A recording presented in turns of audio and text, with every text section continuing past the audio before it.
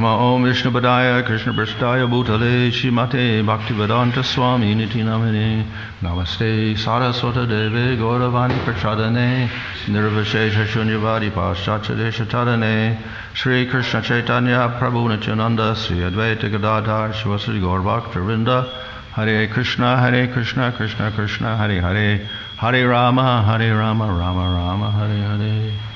Reading from Srimad Bhagavatam, Canto 1, Chapter 18, verse 24 and 25. Ekadado no ujjama vicharan mrigayam vane mrigan anugata sranta shuditas trishato brasham Jalasayam achakshana pravivesha tam ashramam Dadarsha munim asinam santam amilata ilochanam.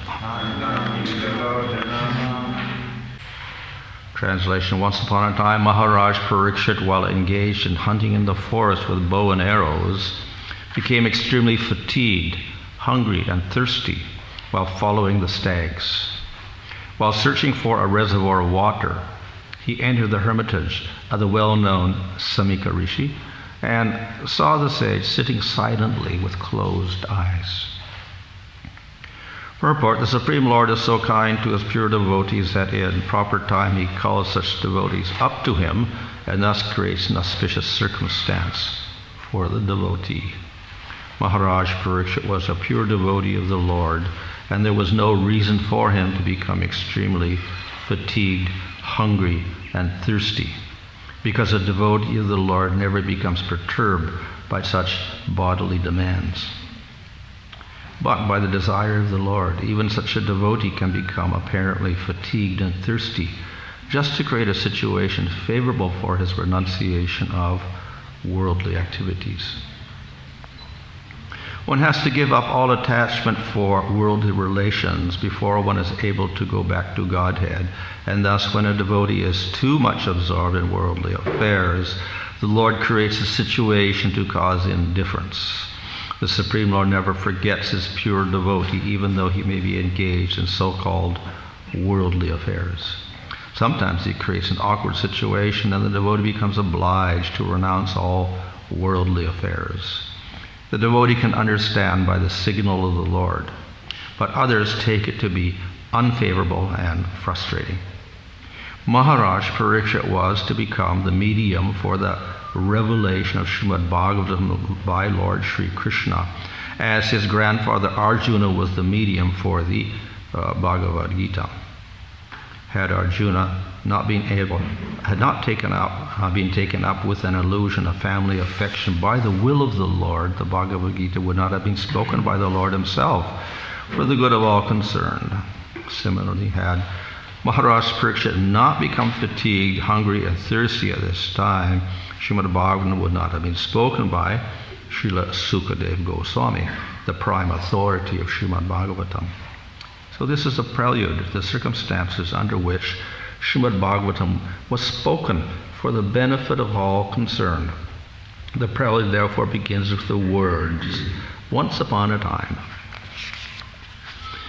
Translation: once upon a time, Maharaj Parikshit, while engaged in hunting in the forest with bow and arrows, became extremely fatigued, hungry, and thirsty while following the stags. While searching for the reservoir of water, he entered the hermitage of the well-known Samika Rishi and saw the sage sitting silently with closed eyes.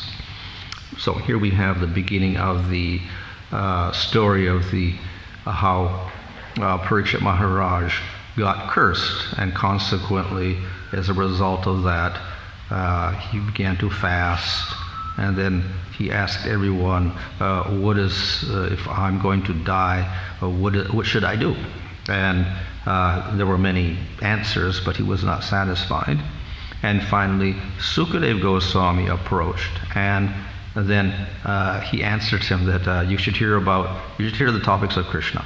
And then he began speaking Srimad Bhagavatam. So that begins in the second canto when Sukadeva begins speaking. So technically all this first canto has nothing to do with Sukadeva speaking. The Bhagavatam proper where he speaks is in the second canto onwards. However, this first canto is the prelude to that. And we see here the story of Parikshit is leading up to the where he finally meets Sukadeva Goswami. And before this, we saw the whole story of Parikshit and how he was enthroned after the Pandavas retired, and then he confronted personification of Kali, etc. And then previous to that, we have the whole stories of Yudhishthira's retirement along with his brothers, so that Parikshit could get on the throne. And then previous to that, we have the story of how Vyasadeva was ordered by Narada Muni to produce the Bhagavatam like this. So we're getting a whole history of how the Bhagavatam finally evolved so that Sukadeva could speak it to Parikshit Maharaj. So that's what basically the first canto is. But within that, of course, we have many stories and many philosophical points, many glorifications. Plus we got the whole setting where the sages are speaking, asking questions, and Suta Goswami is answering. This is, and then the Bhagavatam is the answer to the questions of the sages. So this is, we can say, the prelude to the actual Bhagavatam. Nevertheless, though it's not spoken by Sukadeva as per the Bhagavatam, this is a very important part of the Bhagavatam. And our acharyas always insisted we can never separate the first canto and say, well, it's not spoken by Sukadeva, so we don't want to study this. So it has to be included in our study of the Bhagavatam, and we know that it has many important points. Furthermore, our acharyas also usually spend quite a lot of time making elaborate commentaries on this, and we see that Prabhupada himself has written very large commentaries here on the first canto of the Bhagavatam. So it is very, very important for us. So it's part of the Bhagavatam, despite of the fact that the second canto is where Sukadeva begins speaking. So here we have the story of how finally Parikshit got cursed, and through that the Bhagavatam was spoken. Up to this point, we have this story of how he was qualified to rule and how he prevented Kali Yuga from entering. But we also know that in answer to the sage's question, now that Krishna is gone, how can Dharma be protected? Because Dharma went along with Krishna. He is Dharma, so he's gone. So what do we do in Kali Yuga? So the answer to that is the Bhagavatam has risen like the sun in Kali Yuga to destroy that darkness. So ultimately, Parikshit will hear the Bhagavatam from Sukadeva Goswami. So here we have the beginning of this particular story of the curse. So this is descriptive. This is a descriptive setting here. Maharaj Parikshit goes out hunting with his bow and arrow. Then he gets very fatigued, very tired, and he gets hungry, and he gets thirsty. And then he's looking for water, and he goes to the ashram of a sage, Samika Rishi, and he sees the sage sitting there in meditation with closed eyes. And then, of course, it goes on in the next verses about the sage. So we have here the condition of Parikshit, described by these three words: fatigued, hungry, and thirsty, which are mentioned here in the Sanskrit also. Kshudita, Trishito, and Shranta. Shranta, Kshudita, Trishito. These are the three words to describe him. So it appears that Maharaj Parikshit was afflicted by material urges. Tiredness is because we have a material body and we exert energy, so we get fatigued. Hunger and thirst are part of the material world, and it's well known that in the spiritual world there is no hunger and thirst, literally. These are the qualities of a person in the spiritual world: no hunger, no thirst, no lamentation, no birth, no death, etc. These are very famous qualities of the person in a liberated state, mentioned in the Upanishads. But yet we see that Parikshit Maharaj is hungry and thirsty and tired. Looks like he's in the material world with a material body. Right? And then, because of this, he commits an offense against Samika Rishi. So not only he's afflicted by these things, but he's so afflicted that he offends this Brahmana who is meditating. And so this is a very unlikely situation for Parikshit Maharaj, because we've seen all the previous descriptions of Parikshit where he's praised for his wonderful qualities, his kindness, his sense control, his consideration of all the citizens. He was caring for the cow and the bull because they were being beaten. And he was glorified at his birth, etc. And then the whole incident looks completely opposite here. So we could ask, why is he like this? From the devotee's point of view, we understand that he's not part of the material world. He has direct contact with Krishna from birth. And he was privileged to hear the Bhagavatam, so he's not an ordinary human being. So definitely these descriptions are a little bit strange or contradictory to his nature. So why is it like this? So Srila Prabhupada in the purport directly states this. He gives the explanation. He starts out the purport by explaining that the Supreme Lord is so kind to his pure devotees that in proper time he calls such devotees to him. So, in other words, this is an arrangement of the Supreme Lord. This whole event is an arrangement of the Supreme Lord for certain purposes. And then later on in the purport, Prabhupada explains that Arjuna fell into illusion and lamented for his relatives before the war, and then consequently he went to Krishna and Krishna enlightened him, and therefore Bhagavad Gita got spoken. So Arjuna fell into illusion by the will of Krishna, and then he became the medium for hearing Bhagavad Gita. So similarly, Parikshit becomes the medium of hearing Srimad Bhagavatam. And all this is some sort of arrangement of the Supreme Lord.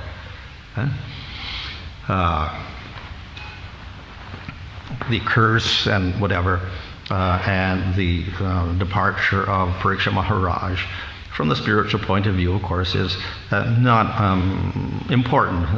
Parikshit ultimately doesn't care about material world, material position, his kingdom, or anything. He's only attached to the Supreme Lord.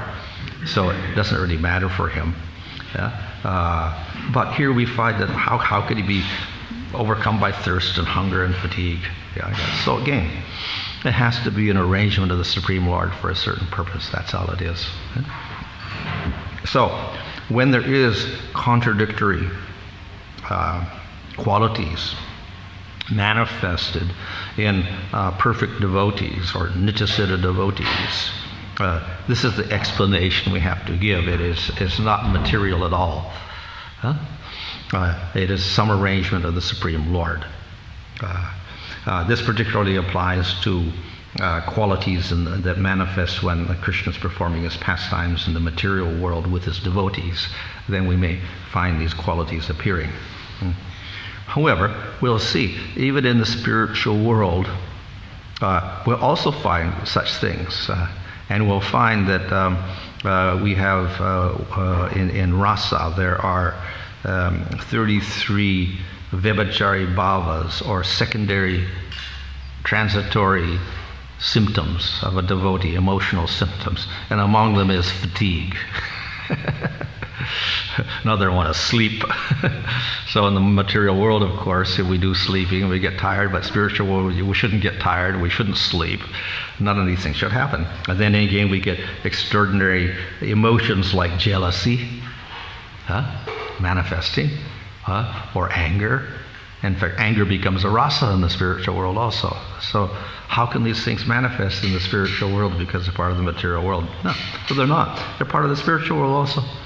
It's something different because it's all related to Krishna and the pastimes of Krishna. Okay? So sometimes the devotees, or particularly the gopis, get angry at Krishna because he's doing something. Radharani gets angry at Krishna because he's going out with Chandravali, like this. So, and then she gets very upset by this. It looks like material, but no, it's all in the spiritual world related to Krishna. So we have, in the spiritual world, we have these symptoms like fatigue and even hunger and thirst. We see how the cowherd boys, they went out with Krishna one day, and they were getting tired, and so they said, we need some food. So they told Krishna and Balaram to go and beg from the brahmanas who were doing a sacrifice. So how can they get hungry and thirsty? But again, this is part of pastimes. So every day at noontime, Krishna and Balaram, they go and herd cows, and they get hungry, so the mothers pack them up nice lunches, and they go and have a picnic in the forest every day, and they eat like that. So they look like they have hunger and thirst, but it is part of the setting for pastimes in the spiritual world. So therefore there's an appearance like the material world in the spiritual world, but it is all related to Krishna. So we cannot criticize those characteristics at all. So when we come to the material world, of course, the situation is similar because all the devotees are around Krishna. There's a little difference because we do have the interactions with the material world, and we have demons entering in also. But nevertheless, the devotees maintain their status and relationship with the Lord, and they're always fixed on the Lord. So whatever happens and whatever the qualities they manifest can never be criticized. So they may look like they have material emotions or whatever, but not so. All some arrangement of the Lord. And even we'll find this happens to Krishna. One demon made an imitation Vasudev, Krishna's father, and said, "I killed your father, here he is. It's a God, he got his head here." And then Krishna begins lamenting. Obviously he knows it's a trick, but he's carrying out some conventional lamentation like a normal person, as if he's attached to a material body or something, or if he's ignorant and he doesn't know it's a trick. But so there's one statement in the Bhagavatam to say that materialists, if they read these pastimes and they see these incidents, then they will view it very materialistically, and they'll criticize Krishna and they'll criticize the devotees for having material characteristics. But we should understand that even if the Bhagavatam makes statements like this, there's another meaning to it, and we have to look closely. So as devotees we can understand this, other people cannot. So that is why it is said that the Bhagavatam is for the devotees, those who are not attached to the material world, that are not contaminated by materialism. If we have material attachments and we are skeptical of the Lord and the devotees, then we'll find all sorts of faults here and criticize them. Say they're just like ordinary people, and they're afflicted by normal material passions and ignorance, etc. But no, as devotees we understand the truth behind this. So therefore, in relation to the devotees and the Supreme Lord, would appear to be faults or not actual faults. Now, we cannot always apply this to devotees who are not on this level. And we see devotees and they may have faults. Oh, it's a pastime of the Lord. We can't say that. This is for exalted devotees, nityasiddhas, etc., not for us. So if we can make mistakes because we do have anarthas. We do have hunger and thirst related to the material world, etc. It's not because it's not some pastime that we're having hunger and thirst and fatigue. It's because we've got a material body and we're attached to the material body. That's why. But in spite of the fact that we do have these anarthas, etc., and of course we shouldn't attribute that to some sort of pastime of the Supreme Lord or something, still, we don't overly criticize the devotees even for these anarthas, as long as they don't go out of control. Because the understanding is that the devotees, by the performance of bhakti, will surpass all these anarthas by the progress of bhakti. And these things will become insignificant after a while. So that is actually considered offense, to see the faults in the devotees and start criticizing all the offenses. Because we should understand all those faults will eventually disappear. So they have what is called a trace of sin, a trace of bad habits, a trace of that. And the understanding is through the process of bhakti, these things will decrease and decrease and decrease. So therefore we don't unnecessarily dwell on the faults. And if we do, then it becomes offense. So therefore the position of the devotees who are not on this high level are a little bit different from the devotees who are perfect. So we can't apply the same standards. So for the pastimes of Krishna, then these devotees develop these symptoms which may look contrary to their nature, as in the case of Arjuna, lamenting for his having to kill his relatives, or here Parikshit Maharaj becoming overcome with fatigue, hunger, and thirst, and consequently offending a Brahmana, which he normally wouldn't do because he was the protector of Brahmanas. So these are some sort of arrangement of the Lord. So we generally class this as Yoga Maya, which Maya means illusion. So we call this Yoga Maya because it's not the same as Mahamaya, that is the illusion caused by Durga Devi and Prakriti, etc. That type of ignorance which causes karma in the material world. This Yoga Maya is part of the internal energy of Krishna. Spiritual world energy. It's not the external energy. That's the Mahamaya. It's the internal energy of Krishna which he uses for his pastimes. So this is what we call Yoga Maya. So it is technically a type of ignorance. The devotee gets covered over. He's not omniscient. He doesn't know everything. If the devotees knew everything in the spiritual world, there'd be no fun. Because they would know what would be happening, what Krishna was doing all the time before it happened. So there is a type of ignorance that limits the consciousness of each jiva in the spiritual world. And they're only aware of certain things.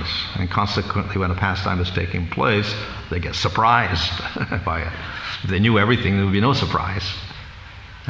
So this limitation of the consciousness in the spiritual world to create pastimes of bliss, that is the function of Yoga Maya. Spiritual world. So it's a type of ignorance, but it's directly under the Supreme Lord's internal energy, or a Swarup Shakti, and it's for the purpose of increasing the bliss of the spiritual world. And the material ignorance has to do with jivas overcome by the idea that God does not exist. We don't want God. That's the ignorance in the material world. And consequently, we identify I am a material body. That's just another ignorance.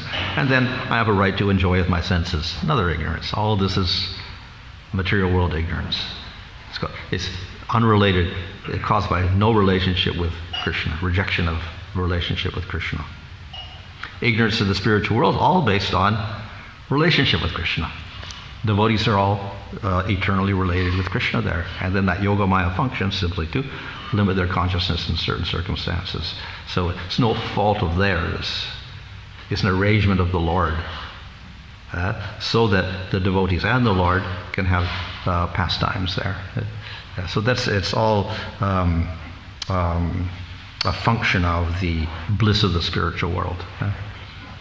So therefore there is ignorance in the spiritual world, but it's completely different from the ignorance here. It's under Yoga Maya. And in Krishna's pastimes, the representative of Yoga Maya is Purnamasi, elderly woman, ascetic woman who's kind of like some very renounced woman, and she goes around and she makes all the arrangements for Radha and Krishna's pastimes there, and creates ignorance of certain sorts so people don't know things like this. So in this way, we do have this limitation of awareness in the spiritual world, but all for spiritual purposes. So therefore, consequently, there is a kind of similarity between the material worlds and the spiritual world. In terms of they both have ignorance, they both have hunger and thirst, they both have fatigue, etc. But everything is a function of a relationship with Krishna in the spiritual world. And that also always creates bliss. So the end result is always bliss. So the anger that the gopis show towards Krishna ultimately results in bliss again. They give up their anger, and then they unite with Krishna. The boys may become cowherd boys may become hungry and thirsty, and then they all have a picnic with Krishna, and they're all satisfied. So all of this is there for the arrangement of pastimes. Similarly, it's said that in the spiritual world there's no day and night, there's no sun and moon, etc., etc. Because there's no dependence on a material sun or material moon or material elements at all in the spiritual world. But they do have a day and a night also. So Krishna gets up in the morning, he goes to bed at night, and they have a day and a night there also. So it's kind of similar, but again, it's different. So consequently, they must have a sun to create the day and a moon at the night, and the moons of his body, 24 and a half moons on Krishna's body, the moons of his fingernails, the moon of his face, the moon of his forehead, etc. Like we got all the moons on his body. So there's a moon of some sort there. Radharani's face is like the moon, full moon. So but there's not a material moon. Therefore, there's great similarity, but also great difference between the material world and the spiritual world. So here, this appearance takes place where Maharaj Parikshit gets overcome. But as we say, it's an arrangement of the Supreme Lord for pastimes, and there's no fault on Maharaj Parikshit's part. And the Lord's purpose ultimately is that Srimad Bhagavatam gets revealed to him and to the world. Okay.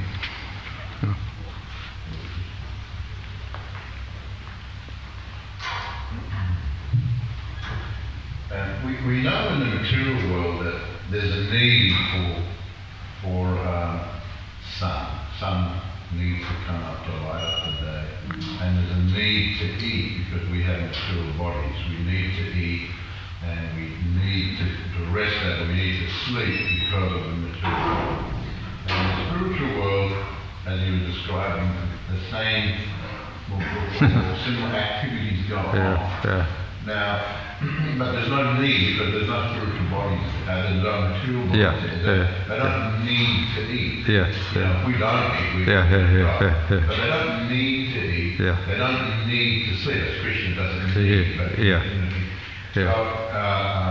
It seems these things that are creation ultimately of Krishna under the auspices of Yogamaya. Ultimately of Krishna to create varieties.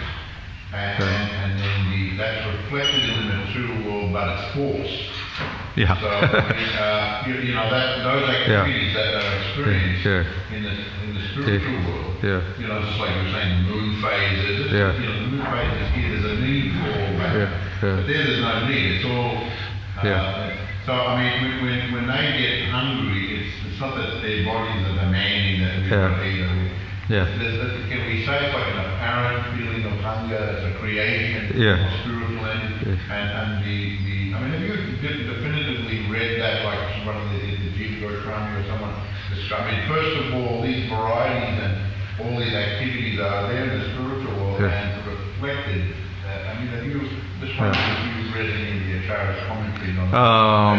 No directly, but what comes to mind is always when you see in the pastimes describing Krishna, and he gets up in the morning and he goes out and he feeds the cows, milks the cows, and he comes back, and then he eats. They start supplying him with food like this.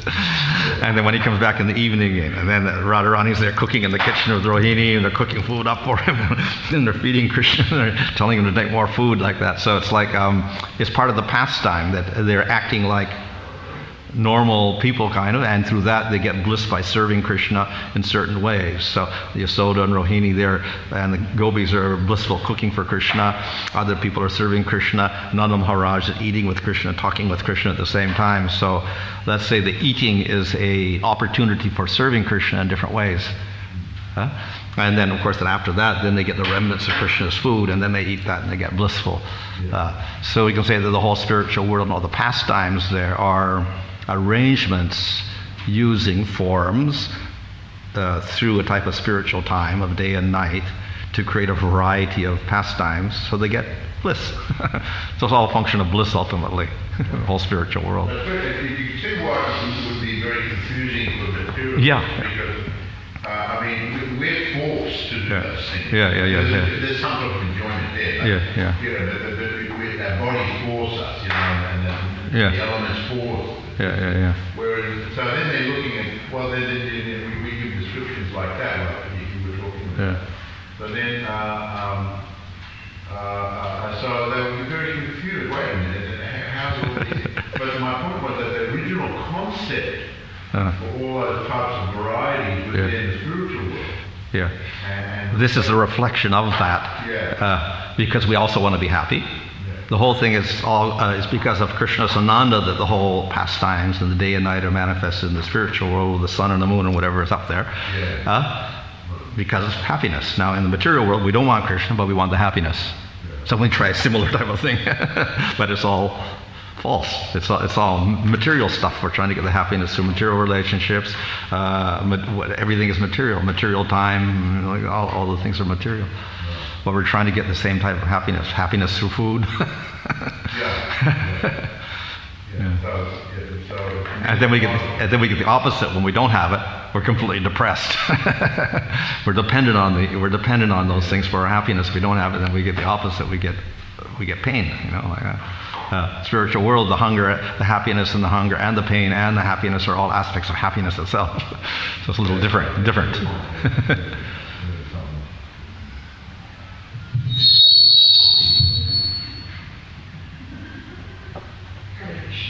So, I'm just wondering,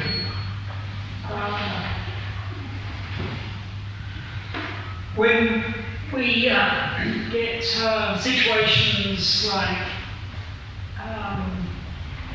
perhaps it seems like a manager is doing their best, but then everybody complains about them, or there's financial issues, or a government, tries to close down temples, etc.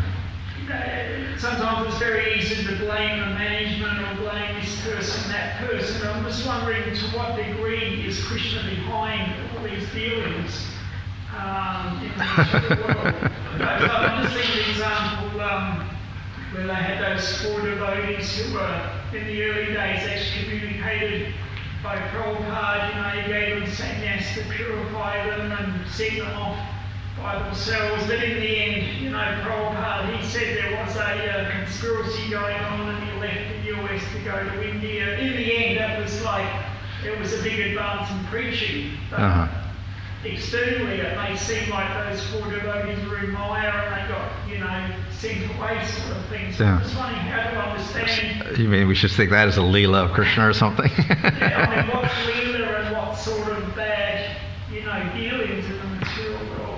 Well, as I said, the pastime part is for those Nityasiddha devotees or persons on that level with Krishna. So that we can say is that. But when it comes to the persons in this material world, we can say it's still there may be an arrangement of Krishna. We don't call Krishna's pastimes, but he's always looking out for the benefit of the devotee somehow or other. So even if they make mistakes and even if there is a bad situation, the Lord will try to make arrangements so the devotees can take some opportunity and come up with a good solution. He'll also do that because he's merciful to devotees.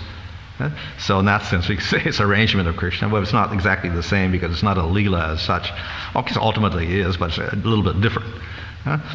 So he's, let's say, helping with the material situation and inspiring the devotees to do the best thing in the situation, that's all.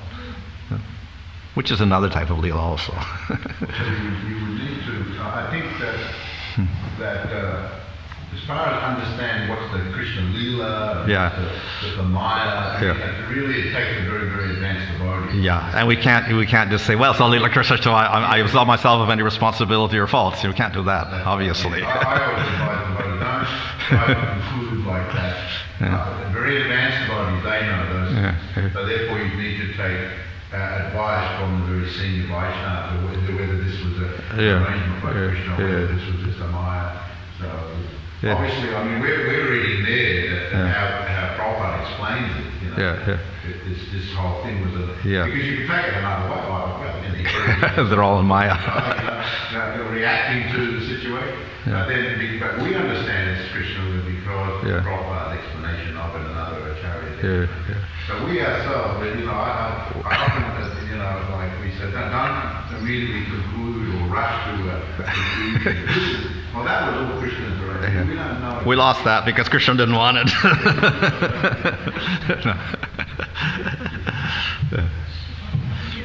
We see, on the other hand, of course, Prabhupada was very careful. He didn't want, losing properties. He didn't want ISKCON losing properties. He didn't want temples to close, etc. So he wanted devotees to take precautions, obviously, not say, well, it's just Krishna's will, let us just do anything. It's material energy here in the material world, so we have to deal with it appropriately. Just on the point of understanding pastime, in the 8th chapter of this camp, and also I think in the 9th chapter, we have Kunti and Vishnudev saying, can't understand the pastime, then why don't you go Chanam? Yeah. Kunti's saying, I can't understand anyway. Yeah. That's the admission of Vishnu and Kunti. It's like he's fooling us somehow. We don't know. We're puzzled. Why did he not do anything? And the Pandavas suffered so long in the forest and whatever. And they're the great devotees. And meanwhile, the Duryodhana is enjoying there and whatever. Why does Krishna do this? So they're all wondering. And then finally, after everything's over, of course, they understand that when the conclusion takes place, they understand. Oh, that's why Krishna did it. But he acts in such a way that it's very mysterious, and we can't interpret it at a particular point in time when it's happening. So even for the highest devotees, it's like that. They also get bewildered. So we can't really interpret anything. We have to go by, what the acharyas say.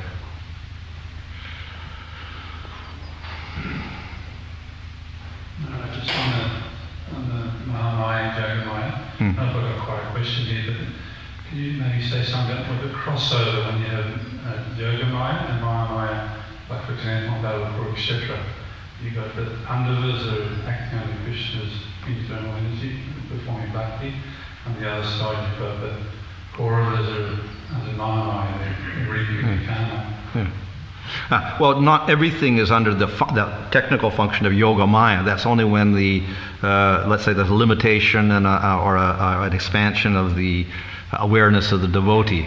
Then certain things, they see things and then they don't see things. Like Brahma, he saw the cows or the calves and the cowherd boys playing in the field, and then he said, well, they're in the cave. And he looks out and they're also, and he gets puzzled. And then Krishna reveals, they're all Vishnu forms. So in that sense, he was in a real ignorance, and then he got a revelation. Yoga Maya opened up, and then he said, And then later on, they all turned into Krishna. It's another revelation, another higher expansion of consciousness. So that's all expanding the consciousness was done by Krishna's Yoga Maya there. Yeah? So that's particular cases of hiding and revealing things. That's Yoga Maya's function. The rest of the spiritual world, of course, has other shaktis involved also. We have the Leela Shakti and the destructive Shakti, etc., for killing demons, etc. So it's a combination, and that Yoga Maya has that particular function. So when the Pandavas are acting on, fighting in the battle of Kurukshetra, of course, they're all limited in one sense because they're conscious of their particular services at that point. But it's not the function of Yoga Maya. That's just what you say the Lord's internal energy in general is functioning for them to participate in the Lord as servants of the Lord and function in His pastimes. Whereas definitely the Kauravas are completely in Maya, Mahamaya. So they're under the internal energy, definitely, but we don't call it definitely. They're always under the Yoga Maya. At certain times, and they may, like when Arjuna's on the battlefield and then he forgets and starts lamenting, then that would say it's Yoga Maya.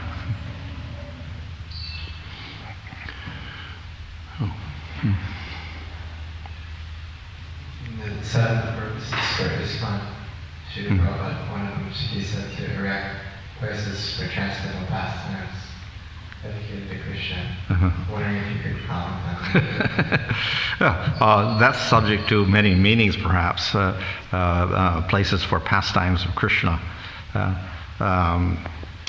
So, the organization itself is made up of devotees of the Lord.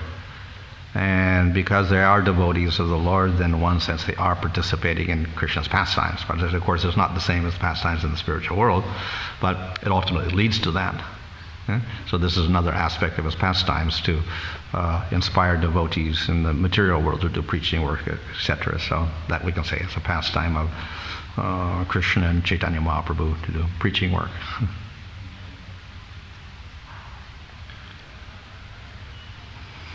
Another thing, of course, we could say it's a shelter of devotees where they can talk about Krishna's pastimes. And by doing that, then they actually become part of those pastimes. Is Krishna's awareness limited by yoga mind? Oh, yeah, that's interesting. Is Krishna limited by his yoga maya? It seems he is sometimes. For instance, in the Agasura pastime, he saw these boys going into the snake's mouth, and the boys were saying, I wonder if this is a snake. Yeah, maybe it is a snake. Maybe it isn't. It looks interesting. Let's run into his mouth. And Krishna says, don't go. But he couldn't do anything. And he was calling out, but they wouldn't listen to him. And then he was wondering, what's happening? And then he said, this is my Shakti working. My Leela Shakti is working. I kind of control my Leela Shakti. So then he understood, then I have to run in and catch them and, rescue them like this. So sometimes his own Shaktis get very enthusiastic and they do things which surprise Krishna himself. Ultimately, of course, because he knows everything, but then he allows this element of surprise to happen also. Similarly with the, when he ate the dirt, and then Mother Yasoda said, open your mouth, and he said, what should I do? What should I do? And then he opened his mouth, and then the Aishvarya Shakti took over and then just showed the universe inside him, all the power. So he didn't have to really do anything. He let the Aishvarya Shakti do everything for him. He didn't have to think. So in other words, his Shaktis act spontaneously on his behalf. And they know exactly what to do. So he doesn't have to think about it. And they can surprise him also by that. Okay, Hare Krishna.